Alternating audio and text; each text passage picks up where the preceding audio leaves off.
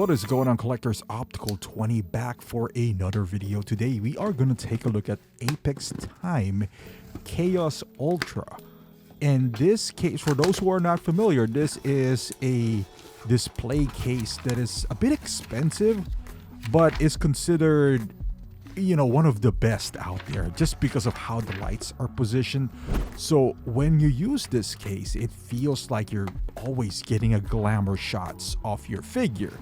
The downside is it's pretty expensive and it only can house realistically one figure. Well, I'll show you more, but it is a very good looking case. So while unboxing this, as you can see, this is a massive box that barely fits my table here. I thought there's gonna be some assembly to this. There really isn't. It's just, you take it out of the box and it's just that. It's pretty much ready to go. The most work you're gonna do is pair the remote. Keep that in mind. Pair the remote, because for those who doesn't read instruction manuals like myself, I was like, okay, the remote is not working. So you got the power supply here, which is pretty typical.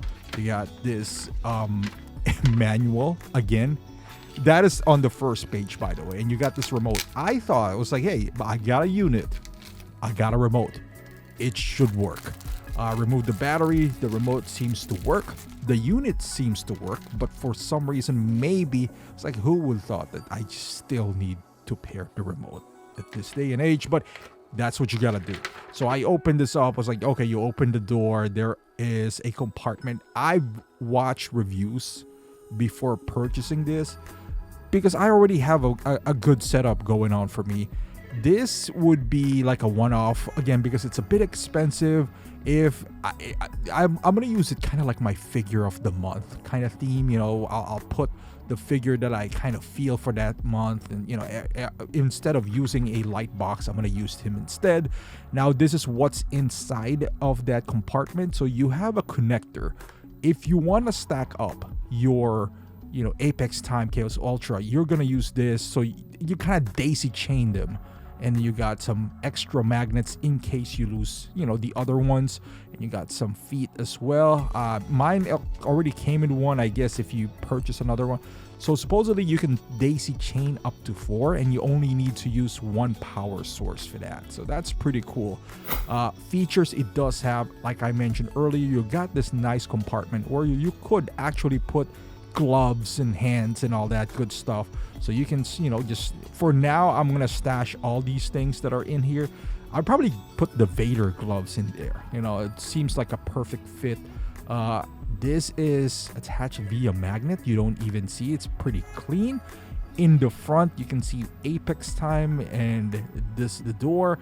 Now you'll see I just removed the film for this side piece right here. Is you got to be careful when removing them. You see those little magnets, and on the top you can also see like a power source, so you could use that to put your your AC adapter or to daisy chain this. See that magnet? So you open this up, and if you want to remove that, you kind of just push this, but this magnet is gonna fly. It's not attached whatsoever, so I'll hold this there, but just keep that in mind when you're doing that.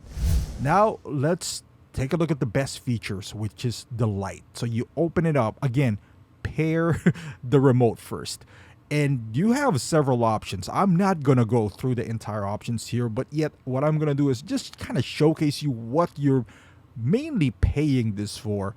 Is there's 4 LED strips in the front and in the back, and there's 4 on the top of his head as well, and you got this remote. The bad part is it's not RGB. You got warm tones and cool tones. That's pretty much it.